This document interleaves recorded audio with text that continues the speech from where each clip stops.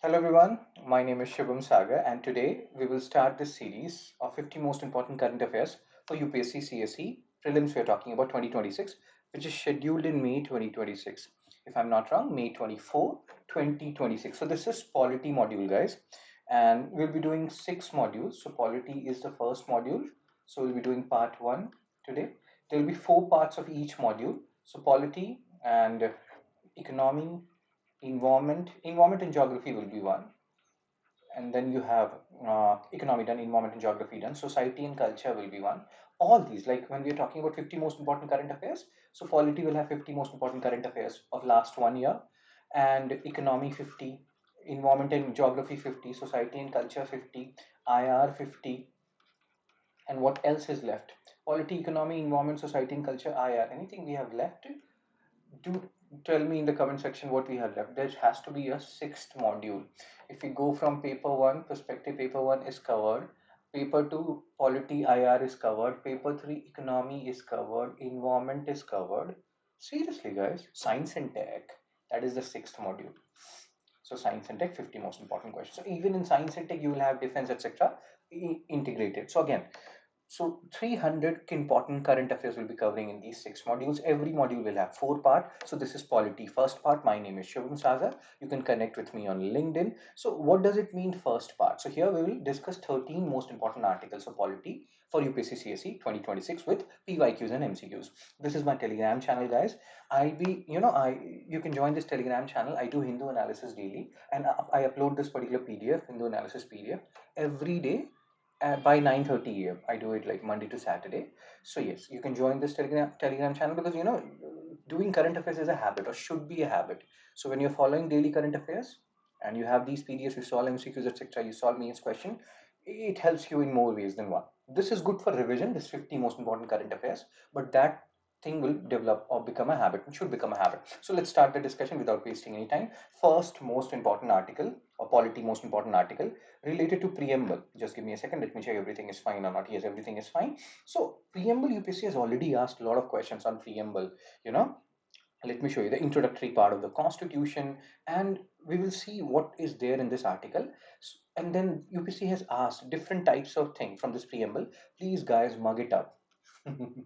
Mug it up means just mug it up. You have to remember it. Oh my god, must look at my doctor like handwriting. So they have asked which of the liberty is not there in preamble. There's a mnemonic which you people may already know it. F4, liberty of thought, expression, belief, faith, and worship. So remember your, like, how many kinds of justice are there, socio-economic and political. What this article is saying, that socialist and secular was not originally there in our constitution or preamble rather.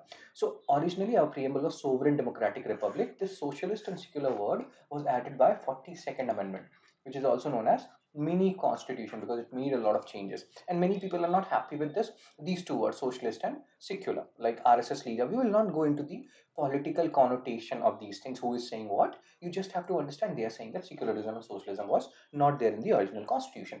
It was added by 42nd constitutional amendment, and UPSC has already asked a PYQ on it. So you have to keep it in mind. And again, what these political leaders are saying, with what particular intention, we will not go there right now. Criticism of emergency, he's talking about emergency, what happened there, blah blah blah. You can read it in your free time. Let's focus on the things which are important. Questions whether socialism as an ideology is eternal or suitable, same thing has been asked about secularism, but with different words. And he's saying that we should have a debate on whether these words should be included in preamble or not. Now let's see some questions so that we can understand how UPSC can frame question. Let's solve this question. Asked by UPSC in 2021, PYQ, previous year question. What was the exact constitutional status of India on 26th January 1950? And based on, just remember, like they are basically asking you at the time of commencement of constitution, what was originally written in the preamble. And we have just discussed what was not there. So if you see preamble, sovereign, socialist, secular, democratic republic, but socialist and secular was not there originally. It was added. So at the time of commencement of constitution, 26 January, these two words were not there. Sovereign, democratic republic, it was there.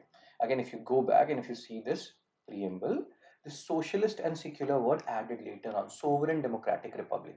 So the answer is B. Again, a good question, guys. If you don't solve these questions, you can make mistakes.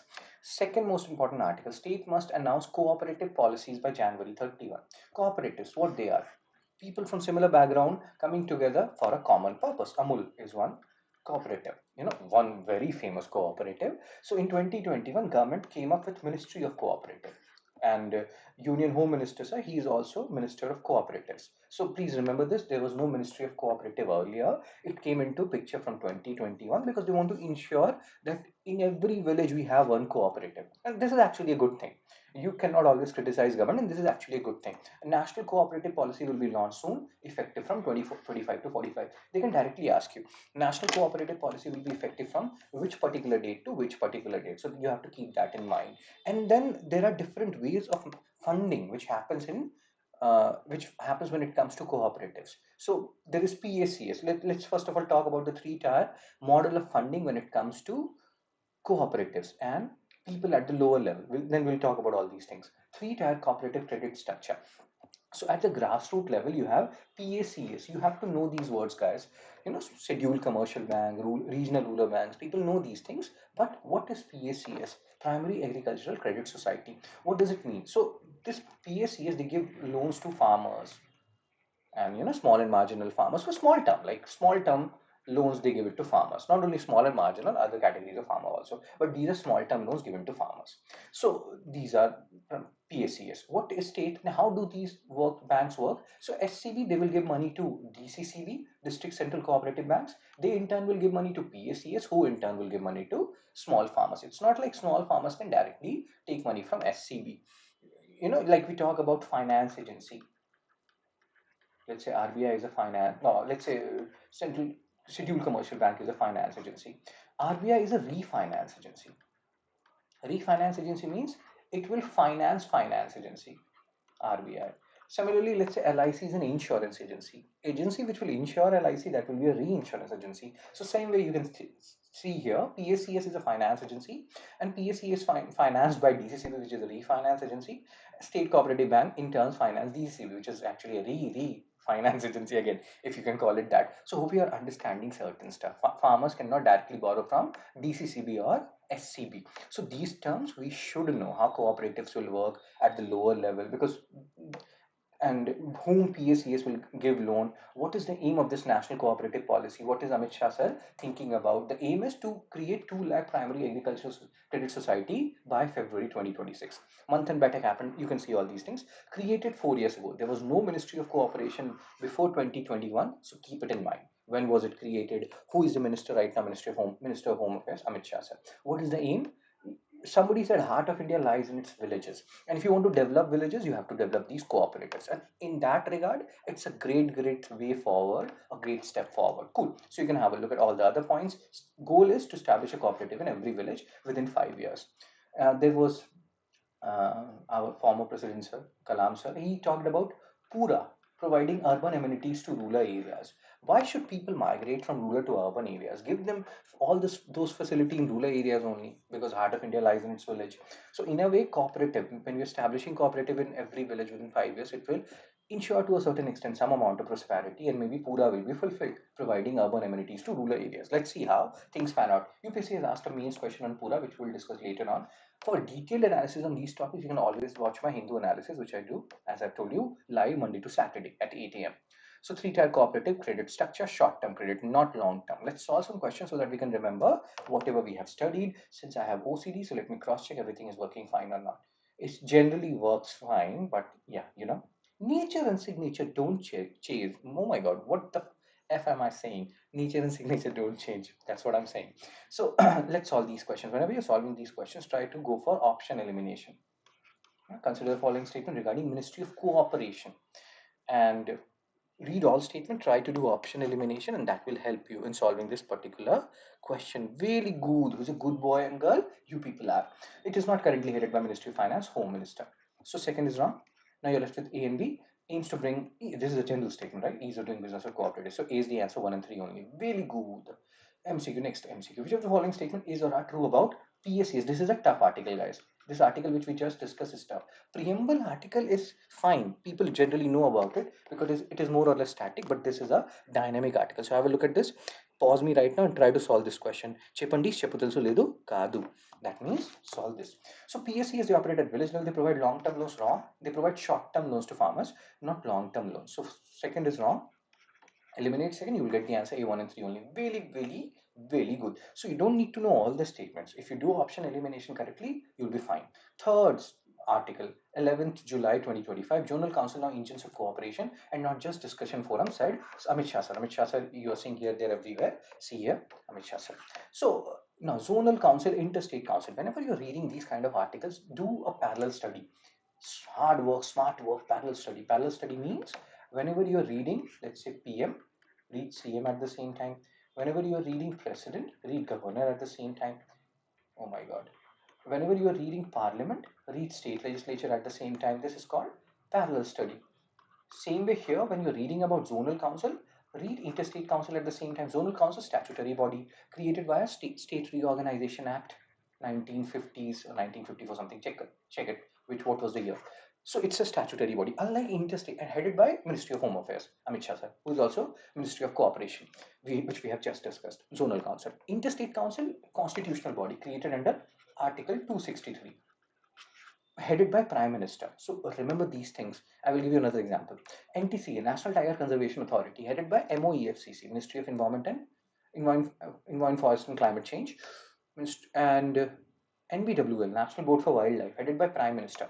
So if you do parallel study, you will remember these things. And again, if I'm saying anything wrong, because I'm not God, I'm trying to be polymath, because I love to study things. But yes, I'm not God, so you can always say if I'm making any mistake, any error, because I'm doing extempo right now. So again, zonal cooperation councils, they're meeting often, which is a statutory body. But interstate council, which is headed by prime ministers, are under Article 263. They are not meeting enough because maybe Modi sir is too busy outside the country again. So zonal council meeting has happened. Modi sir, like Amit Shah sir, who is heading these zonal council, he's very happy. Then you have even like Northeastern Council, which has a separate act of its own. There are 5 zones, guys, five zonal council. This where the article which you're seeing is related to Eastern Zonal Council meeting. It means this is related to how resource allocation will be done between Jharkhand and Bihar. Public sector enterprises undertakings, how their money will be, or assets and liabilities will be divided. So all these talks are going on. They are meeting. The basic rationale of this article is zonal council are meeting with significant results. That is not happening with interstate council. So what should be done? There are 5 zonal council. You don't have to remember which state are there in which zonal council. If you want to, awesome, go ahead. But that is not the important thing. The important thing is zonal council, interstate council, read it at the same time, which is statutory, which is constitutional, which is headed by whom. So these are the things which are important. And then separate Northeastern Council under Northeastern Council Act. So keep these points in mind because these are very, very, very important facts. Oh my god. Difference between interstate council and zonal council. Interstate council, Article 263, constitutional body. Zonal council, statutory body, as we have discussed. In Northeastern Council, also statutory body.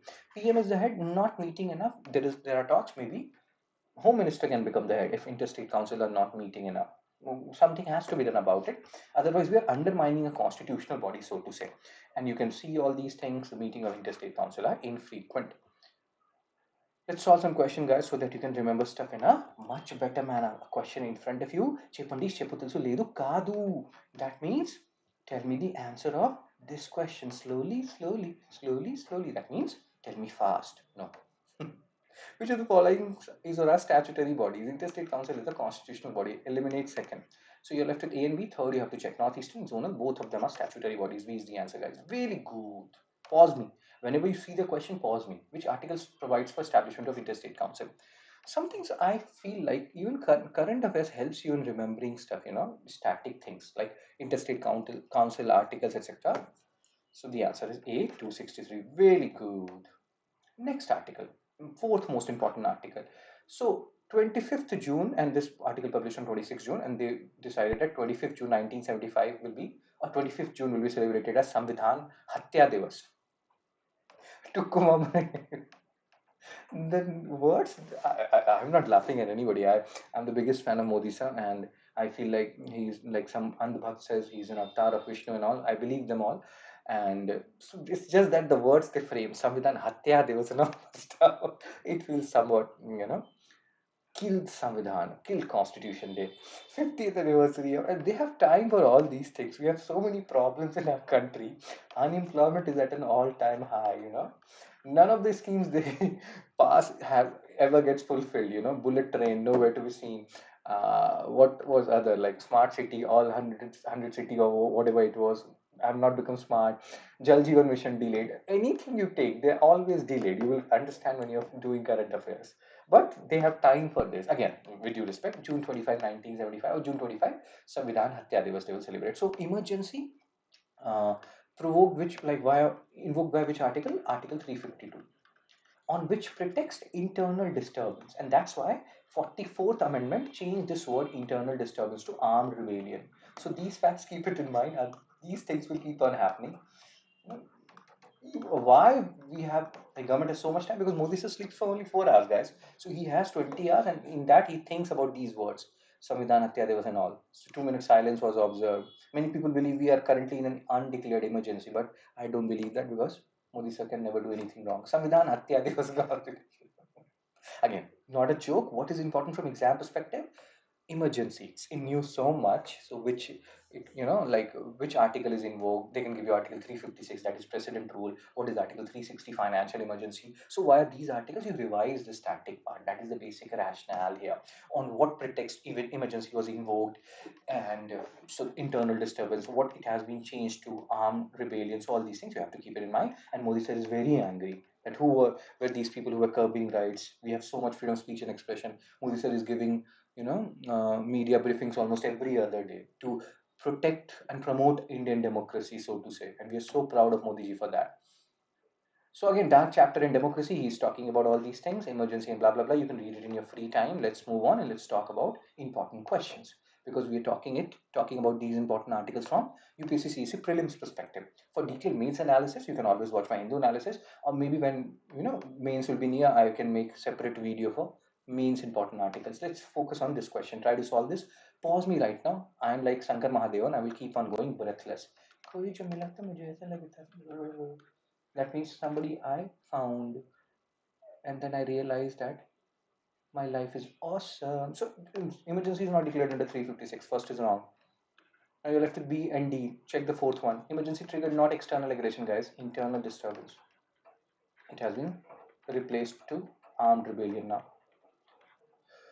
So time and again, people will come, leaders will come who will try to misuse provisions. It's our duty as citizens to ensure that does not happen. So the answer here is B, 2 and 3 only. MCQ, which constitutional amendment was enacted to prevent future misuse of emergency power? In a way, they're trying to say, I will not say. You pause me and you try to solve this. 42nd Amendment did all these stuff. So to undo it, 44th Amendment came. So the answer is 44th Amendment. Let's talk about this article. Fifth article of the day. Let me cross check whether we are awesome or not. Che Pandi, Che Po. We are awesome, guys, as we always. Are we? Yeah. So fifth article, now this is a tricky article. Just like there was another tricky article which we have done, Ministry of Cooperatives and all. If you have not read it, it's difficult to solve questions related to that. Similarly, this PM Dhan Dhanya Krishi Yojana. It's an umbrella scheme merging 36 schemes related to agrarian sector. This article I can easily put it in economy, but governance schemes. Why that perspective? You can keep it in polity and governance as well. So when I'm saying polity articles, it is polity and governance, guys. And there is sometimes there will be a merger between polity and economy. So I will take 50 articles of economy. In that I will not take this because I have already taken it here. So PM Dhan Dhan Krishi Yojana, there are so many schemes related to farmers. They are merging it. Just like, even take another example, Samagra Shiksha Abhiyan. There's one scheme related to education. Now, Samagra Shiksha Abhiyan subsumes, or Shiksha Abhiyan rather, it subsumes so many other schemes, Rashtriya Madhyamik Shiksha Abhiyan and all these schemes. So it's an umbrella scheme. Same thing goes with PM Dhan Dhan Krishi Yojana. So government is trying to increase productivity and blah blah blah, enhance agriculture productivity. Obviously, they will not try to decrease agriculture productivity, will they? When was it introduced? Union budget 25-26. And what is the timeline? 6 years. Money. Have a look at money. Sometimes UPSC does ask some factual question. How many farmers it will benefit? Not one, not two. Oh my god, 1.7 crore. Oh my god. Look at this number. In our time, there was a singer. You don't have to know anything about her. She's an adult singer, Nicki Minaj. Oh my god. Look at that. article, she used to say.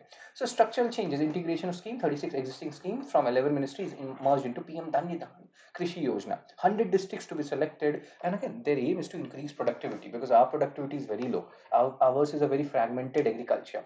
Small and marginal farmer, they constitute around 86% of total farmers in India, according to agricultural census. And that means they have less than equal to 2 hectares of land. And that is very less. So maybe consolidation of land holdings, all these things will happen. And geographical coverage, at least one district from each state UT will be selected under this scheme. Share of now, these are the terms which are important. You know the basic thing about this scheme. Now focus on the keywords. Net cropped area. What is net cropped area? So let's say I have a land, 4 hectare land. 4 hectare land, you know, grew twice or I grew twice rice on it. So then my gross cropped area, GCA, will become 8 hectare, but my net cropped area in all these scenarios will be NC only. Even if I'm growing rice thrice, my gross cropped area will become 12 hectare, my net cropped area will remain 4 hectare. That is actually the land on which I'm working. Operational holding is how much land I have. And it's not about how much land I actually own plus leased. Let's try to understand. Let's say I have 4 hectare land which I have with me. I leased out, and apart from 4 hectare, I leased out. I took 2 hectare land from somebody else. I gave somebody 1 unit of land. So leased out 1 unit of land. Leased in, leased out. So I took 2 unit of land as or hectare of land as lease and gave 1 hectare of land leased out. So 4 plus 2 minus 1, that is 5 hectare is my operational holdings. It's not about the ownership, it's about working on it as well. If I'm leasing it, that will also be included in operational holdings. We'll solve some question, you will remember these things. So the focus is very broad. Like when you will read GS Mains paper 3, you will read about food processing sector, etc., cold storage, how much forward and backward linkages we need because there's so much there's enormous food wastage. So all these things have also been taken care of here. Post harvest infrastructure, you can read all these things in your free time. You have an idea about what this PM Dhanyadan Krishi Yojana is all about and how they'll be implementing it, what is the basic rationale, and how it will be planned out. You can read it in your free time. Let's solve some question so that we can remember stuff in a much better manner. There are some conceptual terms also here. It's more economy than polity, but again, it's a part of governance, it's a part of scheme. So what will be the net cropped area and gross cropped area in this particular case, guys? Net is always 4 hectare, but gross cropped area will change depending on how many times you're cultivating twice, thrice. So twice, so 8 hectare. So D is the answer, 4 hectare and 8 hectare. Very good. Which of the following correctly defines operational holding? What is the basic meaning of operational holding we have just discussed?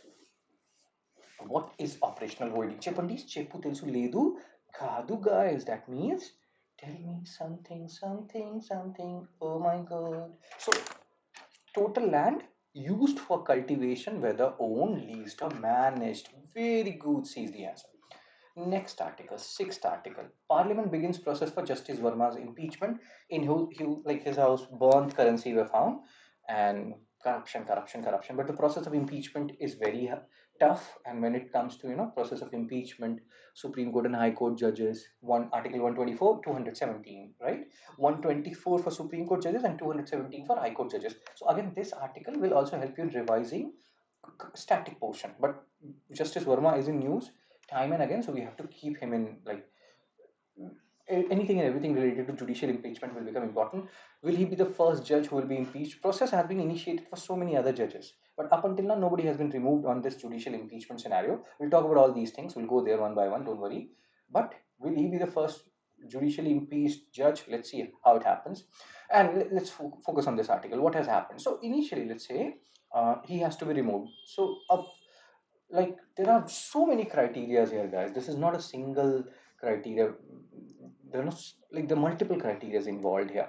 So this news appeared in on 22nd July 2025. So we have to cover last 1 year current affairs. So what I'm see, understand one thing. So there will be 4 parts for each of these 6 modules, and the last part 4 of each of these modules will come, I think, around 1 month before prelims, or maybe 1 month, 10 days, 40 days before prelims, because we have to cover current affairs at least 1 month before prelims. So all last part will come at the end, and then there will be a marathon.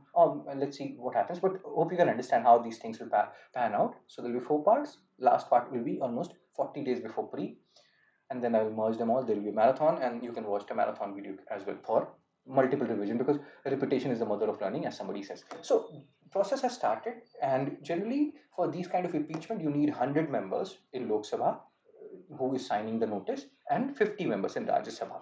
And those conditions were satisfied, and 152 members in Lok Sabha signed, Rajya Sabha 63. So they satisfied the exclusive criteria, like signature from at least 100 Lok Sabha members or 50 Rajya Sabha members. After that, chairperson and the speaker, they can admit it, they can reject the motion. If they admit it, then there will be an inquiry committee which will be set up under Judges Inquiry Act 1968. It will comprise of three members: a Chief Justice of High Court, a senior Supreme Court judge, and a distinguished jurist. They must submit a report within 3 months, and even if it is submitted within 3 months, then there'll be a vote. Two-third majority of members present and voting plus 50% majority. It's very, very tough. Very tough. And all these provisions, some of these provisions are there in Article 124 for Supreme Court judges, 217 for High Court judges, and then more provisions are given in Judges Inquiry Act. How they can be removed? Prove misbehavior and incapacity. Misbehavior you can understand, corruption, etc. Incapacity means, mental lack of mental soundness, if that is a word. I'm not mentally capable to carry on my duties. Like, I will tell you, I'll give you one example. Like Nitish Kumar sir, we all love him. You may love him. I also may love him. So, like, he was very good. I don't know, leaving aside the fact that he keeps on changing parties, but who doesn't? Hemanta Biswa Sarma sir, he's changing parties in Assam. So everybody changed parties. But the point is, currently he's at an age where he's doing certain stuff, which you may have seen in different public, means like YouTube channel, etc., which raises a question whether incapacity thing can be raised for him, whether he is mentally capable to be the CM of Bihar, or he is the CM of Bihar because there's no other option, just like, so incapacity, we can understand mentally whether you're sound or not. Many people are saying, I have no issues at all. I think everybody is so sound and so awesome. So procedure for impeachment outlined in Judges Inquiry Act, and then initiation. We have discussed this, but why you're seeing it again? Because this is actually important. There are so many things. 100 MPs Lok Sabha, 15 Rajya Sabha. They can change the number, submit it to Lok Sabha, Speaker Lok Sabha and Chairman Rajya Sabha. They can admit or refuse. If they admit it, then there will be a inquiry committee, which we have discussed: Supreme Court judge, Chief Justice of High Court, distinguished jurist. Inquiry will submit a report, and then two-third members present and voting, 50% of total membership of each house, and then when they pass it, President can issue an order for removal. Very, very, very, very tough process. Very tough. It's like, so, but let's see what happens. Follow this case, guys. Follow this case. So now let's solve some questions so that you can remember stuff in a much better manner. Chepandi, Cheputal Ledu, Kadu, guys. Oh my god.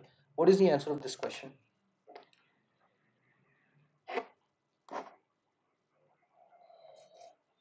And try to do option elimination, you will do just fine. So we know this is wrong. 50 like members in Rajya Sabha, 100 in Lok Sabha. So this is interchange, right? So second you eliminate, you're left with A and C. To check the third one. Third is correct, so the answer is A. 1 and 3 only. Which of the following, again easy, 124.4 and Article 217. Very good. Next article, seventh most important article for polity and governance. Che So what does the new Online Gaming Act outline? So this whole thing, earlier people were like, we are investing 49 rupees in, there were so many gaming apps. What was the name of the gaming apps? I've even forgotten. I have also invested money, guys, at one time. Rupees 49 they used to win, rupees 51 they used to earn. All those things used to happen. But now there are like, government has banned these online gamings, but this is not as straightforward. There are three segments of online games which you have to understand, and you also have to understand which one government has banned. So let's first of all focus. Three types of online games: e-sport, like Call of Duty, and all these things; social gaming, Candy Crush, Ludo. So these are social gaming. And then the third one, real money games: poker, rummy, fantasy, cricket, and Ludo, and Dream 11. Yes, there I made a team. Make a dream on Dream 11. Everybody, every sports star and every creator is, and celebrity is promoting it. These were the real money games which has been banned. Because, and social games, in fact, government is promoting social game by, taking out money from Consolidated Fund of India under Article 266, because they feel like when you play these games, Candy Crush, Ludo, etc., in a way your social skills are developing. The kids, or oh my god, kids social skills are developing. So they're promoting only social gaming out of the three. Esports is allowed. This Call of Duty GTA is allowed, but they have to register, require registration under regulatory authority. The ban thing is this one. Ban extends to advertisements as well, real money games. So no Ranveer Kapoor and Amir Khan can come together and Dream 11, but team will have Dream 11. All these things will not happen now. So now you understood some part of it. Now let's see what this article is saying. Passed by Lok Sabha and cleared by Rajya Sabha. I even made one. I was working in another institution. I made video on this Dream 11 whether it will be banned. And people were like, no, it will never be banned in the comment section. They were like, no, they're very powerful people who are running Dream 11. They're very close to government, etc. But it has indeed been banned. Oh my God. So Indian lose around, and this is, there's so many people who are spending their 49 rupees to earn 51 rupees. Compulsive behavior, financial hardship, all these things happen. Karnataka, 32 suicides. You can see here what is happening here. Even money laundering was done via these streaming portals, and that's why government said it is necessary to ban RMG's real money games. But then there is one fundamental right, which is under Article 19. What is that fundamental right? This one, Article 19, Clause 1, Subclause G, right to trade and occupation. So there are many people who believe that these industries, these gaming companies, they will go to Supreme Court and they will say that it violates our fundamental right under Article 19, Clause 1, Subclause G. So let's see how things pan out. But let's go back and let's see this article in detail. You understood the basic rationale of this article. Now we're just going into the intricacies of this article, which you can also read in your free time. And penalties and regulations, 3 years imprisonment, 1 crore fine, all these things. So it's very strict. Acts allocates funds from consolidated fund to promote social gaming. As we have discussed, Candy Crush, Ludo, they help kids to develop, or it inculcates social etiquettes in these kids. So that's why Act is allocating fund from CFI, Consolidated Fund. Now there is your homework for you, and that's how you read stuff, guys. So when you're reading Consolidated Fund, Article 266, read about public account, read about contingency fund, and revise all these things. Really, really, really good. Contingency fund. Read about which articles, who is managing it, how much money is there in where, like in which particular account, and then they're talking about what is the rationale and why it has been banned. Critics argue Act has weak enforcement mechanism despite strict intent. Intent is the key. We are very good in announcing stuff, but implementation will be the key. Several states have already banned online gaming. You can see all these things. Supreme Court stands. Earlier, Supreme Court was like, no, it requires some amount of skill, etc. But now let's see what happens. Supreme Court may intervene to protect industry, but we have to wait and watch. Let's solve some questions so that you can remember stuff. And don't get, flustered by the number of statements which is there in a particular question. If you have 4 statements, don't get flustered by it. Try to solve this question. Chepandi చెప్పుతెలుసు లేదు కాదు.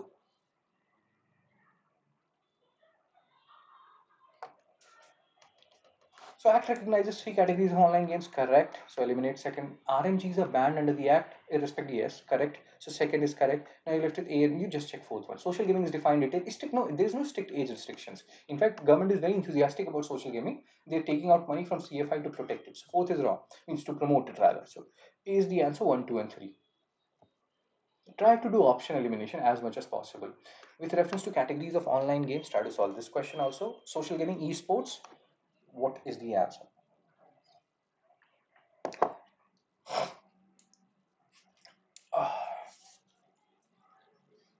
So we know not both esports and social gaming receive budgetary support. Only social gaming receive budgetary support from means Consolidated Fund of India, not esports. So third is wrong.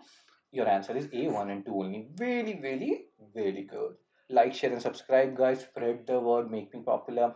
You can also enroll in these Mission UPSC program. If you want these PDFs, the 6 modules, you can also get it at 199 per module. So what you will get? Let's say you want polity modules. So you will get 4 parts of polity. So there will be one PDF which where nothing will be written. Like I'm writing a lot of stuff, right? So this is called annotated PDF. So you will get 8 PDFs for polity. So same way for 6 modules, every module you will get 8 PDFs, 4 parts, and each part 2 PDFs. One part without me writing anything over it, and the second will be the annotated PDF where I'm also writing all these stuff. So all these things you'll be getting 199 per module. You can, whenever you're sending me a WhatsApp message, you can send me a message. You need module for what? Polity, economy, environment, or you need all these modules. So you can buy these courses also. History to NCRT series. I've made lots of shorts and all those stuff, and like personalized mentorship program, means answer evaluation. If you want me to evaluate your answer, you can join these courses, or you can also take this bundle, UPSC Lifetime Success Bundle at 6,999, where you will get all these things. You don't have to pay for mentorship every year. Everything will be included till the time you crack UPSC CSE. So it has lifetime validity. There's no, repayment or monthly or yearly or annual subscription. There's nothing like this. All these things you will get, and let's say in future I launch some more course under this bundle, you will get that also without any additional payment. So you can take either this bundle thing or you can take any individual module. It's totally your call. How do you want to enroll in it? And again, if you feel like I'm adding to your knowledge base, you can also donate. Now let's talk about the eighth most important article for from polity and governance perspective for UPSC CSE 2026. It's tough, man. When you are talking like in a unidirectional manner, like I'm doing right now, when you have offline classes, then you interact with students. So here, sometimes you need to take a breather. FTs, foreigner tribunals can issue arrest warrants, send foreigners to detention center. So Assam's foreigner tribunals, their power has been extended. That's what this article is talking about. These foreigner tribunals, they're created under Article 323B. This is the part which you have to keep in mind. Tribunals are created under 323A and 323B. 323A is for you people, future civil servants, for looking into your case. But because when you will become civil servant, you will have so many enemies, and so for that there are, if you keep on fighting only cases, when will you do the work, right? So you have CAT and SAT, central administrative tribunals, state administrative tribunals, who will look into cases against you under Article 323. And then 323B is for specific purpose, like you have NGT, National Green Tribunal, you have these foreigner tribunals and all those stuff under Article 323 Clause B. This article is just telling that foreigner tribunals power has been increased. They can detain, they can do this and that. In like, it's for all the foreigner tribunals, but basically they're working in Assam only. So the new orders applies across India, but currently foreigner tribunals function only in Assam. So that's why it is mainly applied to Assam, or mainly applicable for Assam. I was in Assam. It's a very charged state, guys. Very awesome state, but this is a very delicate issue. Incursion of Bangladeshi into people into Assam. And yeah, you can have a look at this article. The main thing which is very important from exam perspective here is tribunals. 323A, administrative tribunals for you people, government servants, civil servants, CAT and SAT. And all these NGT, foreigner tribunals, income tax tribunal, all these tribunals are created under 323B for specific purpose, specialized tribunals. So keep these points in mind. They can ask you, foreigner tribunals is created under 323A. That will be wrong. It is created under 323B. Oh my God, B. They have quasi-judicial powers similar to Supreme Court and High Court, but not exactly same. Now let's try to solve this particular question. MCQ. Which of the following tribunals are covered under Article 323 Clause B of the Constitution? Very good. చెప్పండి చెప్పదలుచులేదు కాదు guys.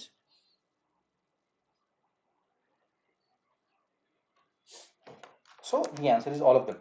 Income tax, appellate, national green, foreigner, we have just discussed. You can have a look at the previous slide.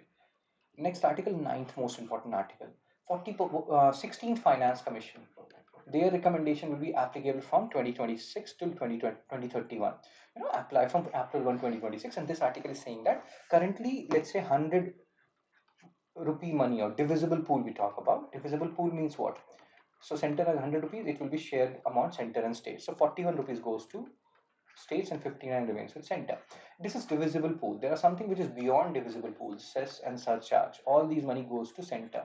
So this article is saying that this 41% should be increased to 50%, because anyway center has taken away taxation power of states after the implementation of GST and all. So please, even the BJP rule ones are saying that please increase our tax, like money and the value base. Center is not very happy, and all these things will be, and plus southern states have other issues. What other issues centers other means southern states have? So currently 15th Finance Commission recommendation is going on. Population 2011 has 15% weightage. Population 1971 has been removed. So Finance Commission means southern states are saying that, or feeling that the states which has higher population, they are the ones who are getting more money.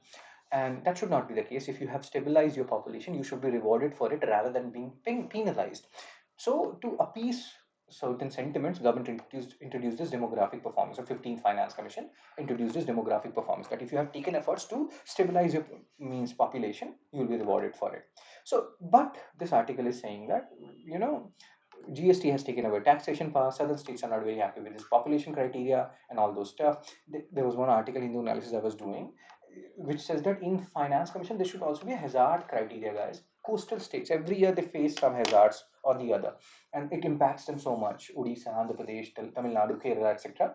So there should be some hazard criteria as well, rather than these criteria which mainly benefits the Bimaru states. I am from one of those Bimaru states, Bihar, Madhya Pradesh, Rajasthan, and Uttar Pradesh. So all these things have been talked about this in this article. What is very important for you people to remember these criteria, and then there are terms.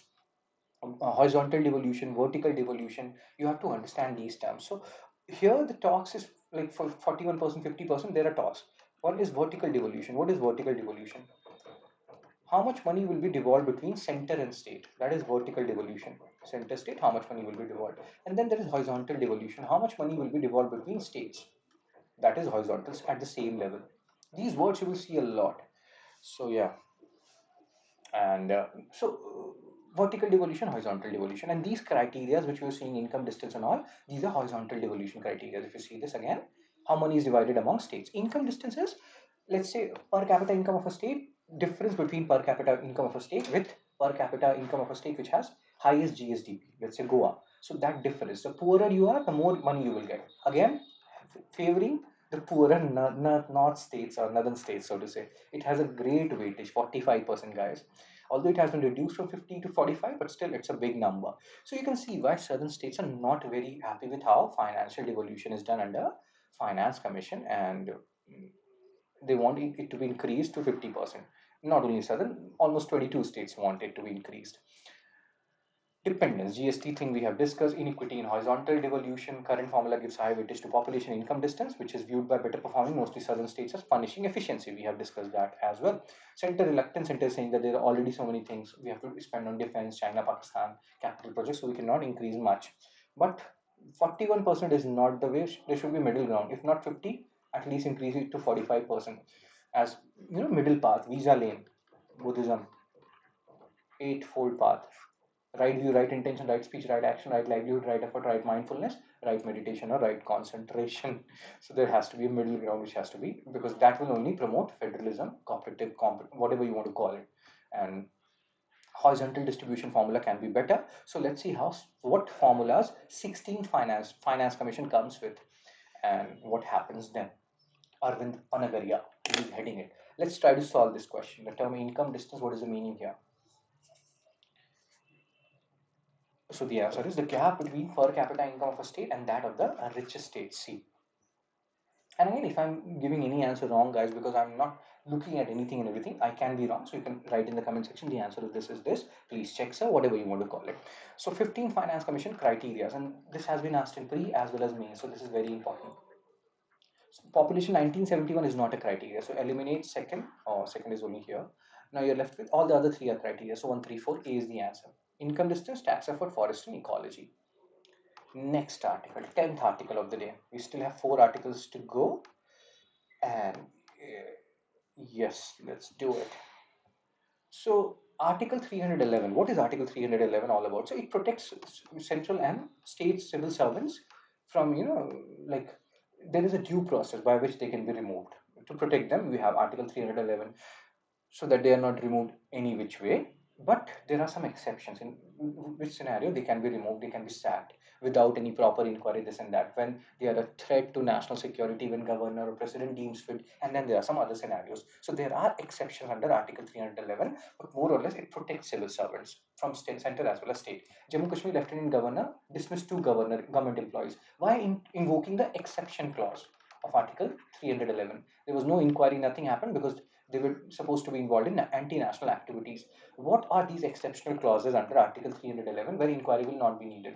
When inquiry is not reasonably practicable in the interest of security of the state, when president is or governor is satisfied, holding inquiries against national security, when employee is convicted of criminal offense involving moral turpitude. Moral turpitude means something which is morally wrong. Anything you can keep it here. Rape, you can keep corruption, all those things are part of moral turpitude rather. So all these three, you can see second and the first options apply to this scenario. The dismissals were carried out under Article 311, special provision, exceptions. They can ask you Article 311 is associated with what? Anyway, articles are important from every exam perspective, especially UPSC. So these like Khurshid Ahmad Rathir and Siyad Ahmad Khan, they have been removed. Since the amended provision exception has been introduced a lot, 77 government employees have been terminated by LG from since 1920. No, not since 2020 rather, 1920. Now this is a thing which you have to look at. This is an exceptional clause, guys. Terminating 77 employees is actually a big number. Exception means you don't need to have inquiry, you can remove them. But Exception means exception. It should be used exceptionally. Will is it used exceptionally when you're terminating 77 government employees? That's a question we should ask ourselves and we should ask government. Let's solve some question. Which of the following best explains the objective of Article 311? Try to solve based on whatever we have just discussed. Cheppandi Cheppathu Ledu Kahadu, guys. So the answer is to provide civil servants with security of tenure while allowing government to act in matters of security and discipline. This is the best option. Next article, 11th articles published on like Hindu on 1st September 2025. Importance of India's federal design. This article is talking about how Supreme Court has time and again stated government to restore statehood of Jammu and Kashmir. Why? Because if you see how states are created, there are three ways: admission, establishment, and formation. Admission, Jammu and Kashmir admitted in 47. This is one way, guided by international law. Establishment, when you are acquiring territories, Goa, Sikkim made 22nd state via 36th Constitutional Amendment Act. So this is one way. And third is when you're reorganizing state. But when you're reorganizing state, that will still be a state. You cannot convert a state into union territory. That's what happened with Jammu and Kashmir. A state has to be a state. If you are changing Jammu and Kashmir, you can change the boundaries, etc. But it has to be a state. There is no provision in the constitution, etc., where it is stated that you can convert a state to union territory. So it undermines federalism. And this article is saying that federalism is a part of basic structure. Restoration of J&K statehood is like mandatory because it is going against the fabric of constitution. Nowhere it is written in the constitution that you can convert a state into a union territory. So, and again, center like Supreme Court has given directive to center that you restore statehood as soon as possible. And court is like, we are helpless. We cannot ourselves restore statehood because there's something called a separation of power.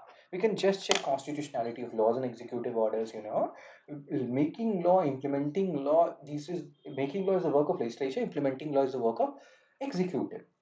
So they have to restore statehood. We can only check the constitutionality. We can only ask them.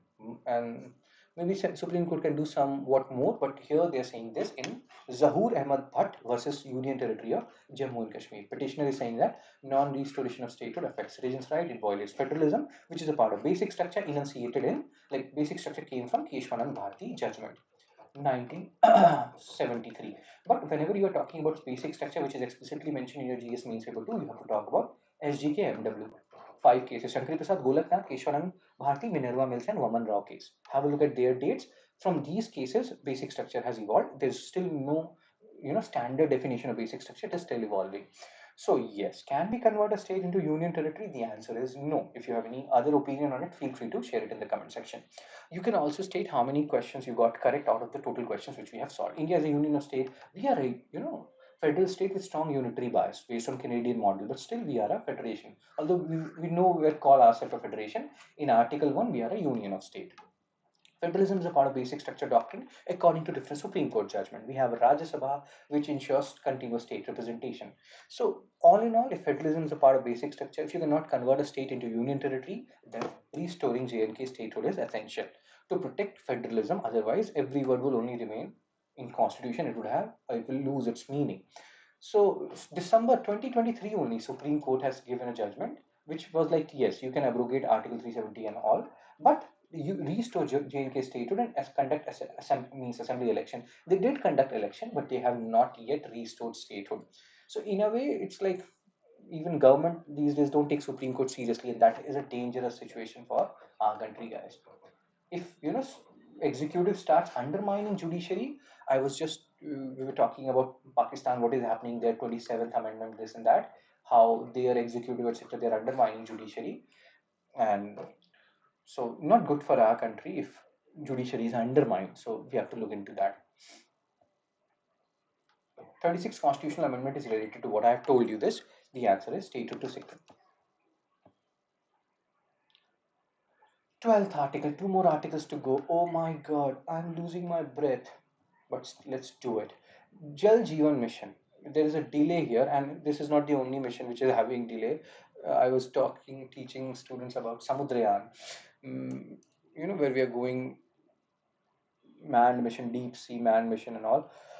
That is also delayed. Everything is delayed. Who is accountable for these delays? Nobody. Nobody is accountable in like current government. Okay, so Jal Jeevan mission, it has been delayed. It was supposed to supply piped water to rural households by 2024, but now it has been extended till 2028. So Union Jal, again remember, rural household, not urban household. Union Jal Shakti Ministry cited increased demand, insufficient groundwater as key reason for delay in Jal Jeevan Mission. Like when delay happens, should these ministry take a pay cut and all? Who is responsible? Somebody has to take accountability, guys. If nobody is accountable, how will a government run, like country run properly, man? When will we become a Vishwaguru and all those stuff? Or have we already become a Vishwaguru? No, Narendra Modi sir announced all rural households will receive a piped water connection by 2024. Now, Nirmala Sitaraman is saying that no, they will receive it by 2028.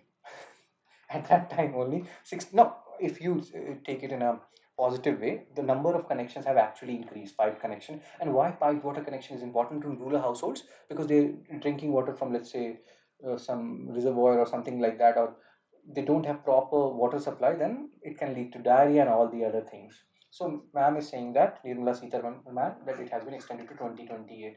Let's extend it to 2047 when we will become a Viksit Bharat. Because we know it will again be extended in 2028. So 4 crore, but additional households were added to the target post March 2024. But this 4 crore additional households, they are not getting reflected in the website of this Jal Jeevan mission. So maybe later on they will be. So groundwater is inadequate, and now piped water connection has to be taken from rivers and lakes and all. We need more infrastructure. So there is, and then contractor mistake and all those stuff has happened. But good thing, 80% rural households, 15.6 crore, they have been provided piped water connection. So it's a good news. It's a silver lining, right? So since 2019, government has spent 3.6 lakh crore. How much? Okay, you can see all these numbers. So, and despite JJM, what is the aim?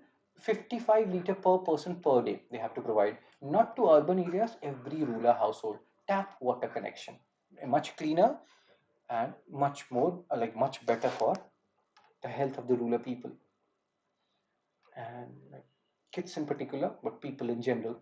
Consider the following statement regarding Jal Jeevan Mission and try to use option elimination, try to solve these questions.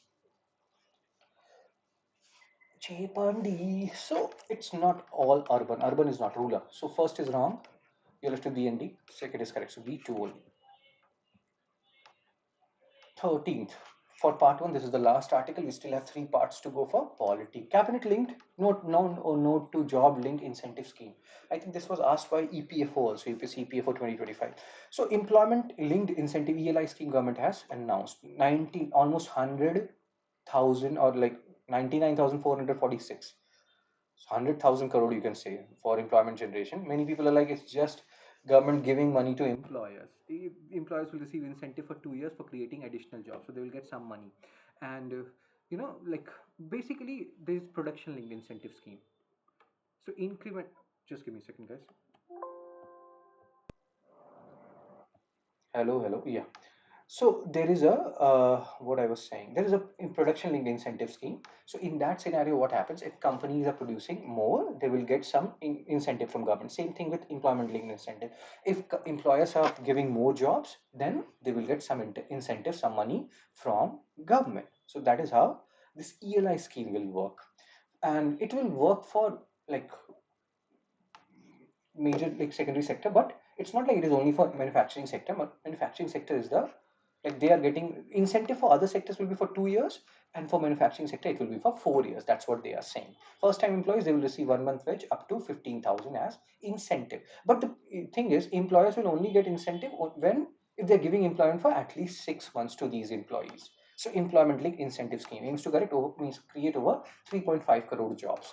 And you can see all the numbers. Employees earning up, they can ask you, employees earning below 15,000 per month are eligible? No. Up to 1 lakh per month, if you're earning, you are eligible to be a part of this particular employment link incentive scheme. Employees will be incentivized up to 3,000 per month per new employee. Oh my God. So let's say I run a company, I give job to 10 people, I will get 30,000 rupees from government. But employees, these guys, I have to give them employment for at least 6 months. So all these are criteria. ELI scheme part of broader 2 lakh crore package, out of which 1 lakh has gone to this ELI only, right? Around 1 lakh, and it includes 5 schemes. You can see all these things. PM Narendra Modi sir is saying that, oh my God, Achhe Din has already come. And Labour Minister sir is very happy because unemployment is a very, very big issue in our country right now, guys. You people know it, I know it. Godi media doesn't talk about it, but we should talk about it. Trade unions are saying that it's just a way of government giving money to employers and nothing else. But let's see how things pan out. Implementation is the key, as it is the key always when it comes to these schemes. So what is the answer, guys? Again, try to solve this question, try to use option elimination. Second is wrong. Salaries up until 1 lakh. So second wrong. If you just know second wrong, you get the answer one only. Why it is not applicable? It is applicable for other sectors also, for manufacturing sector for 4 years, for other sector for 2 years. So that's why third is also wrong, and the answer is A, one only. Very good. ELI scheme is part of package targeting what? What is the best option here? Skill development and employment generation. Really, really, very good. Like, share, and subscribe, guys. Spread the word. Make me popular. You can join this Telegram channel. I share Hindu analysis PDF every day by 9:30 a.m. here, and that will become a good habit of yours if you follow it. And as I told you, you can get these modules at 199 per module. There will be 6 modules. Polity is one of those 6 modules, and you can also join these courses individually. Also, you can join these courses, and you can also join them in a bundle, which is actually it totally up to you, where you don't have to pay anything ever again. This is one time payment, and you will get access to all these courses plus the other courses which I'll be launching in future here. Let's say for means, I'll launch 50 most important current affairs for UPSC means. That will be included here. You don't have to pay for it. I'm just giving you an example. So yes, what I was saying, so it's totally up to you which course you opt for. And for any queries related to these courses, you can always send me a WhatsApp message at 9650303257. You are your own competition. You're not competing with anybody. Keep that in mind. If you feel like, again, I'm adding to your knowledge base, you can also donate. Every single contribution matters. So that's it from me, guys. Thank you. Take care. Be blessed. I will see you people soon. Hello.